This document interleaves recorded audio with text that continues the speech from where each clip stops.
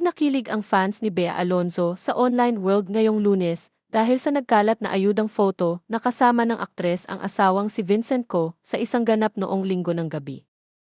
Ayon sa tsika, kuha raw ang nasabing pics sa dinaluhang dinner ni Bea at Vincent kasama ang mga dating classmates ng huli.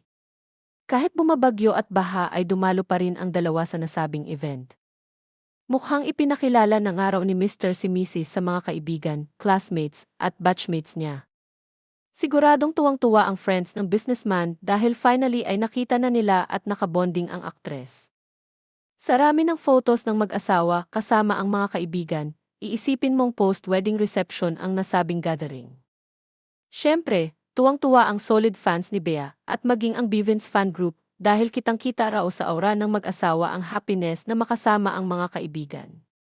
Samantala, hopya pa rin ang followers ng aktres na masasaksihan nila ang isang engranding kasalan very soon. Sana nga.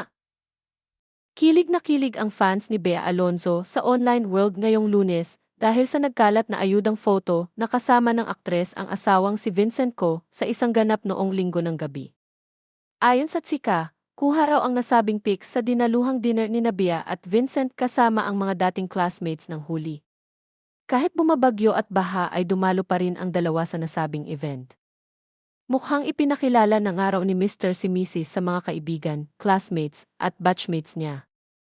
Siguradong tuwang-tuwa ang friends ng businessman dahil finally ay nakita na nila at nakabonding ang aktres. Sa rami ng photos ng mag-asawa kasama ang mga kaibigan, iisipin mong post-wedding reception ang nasabing gathering. Siyempre, tuwang-tuwa ang solid fans ni Bea at maging ang Bivins fan group dahil kitang-kita raw sa aura ng mag-asawa ang happiness na makasama ang mga kaibigan.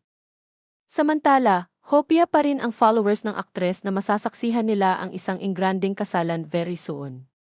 Sana nga.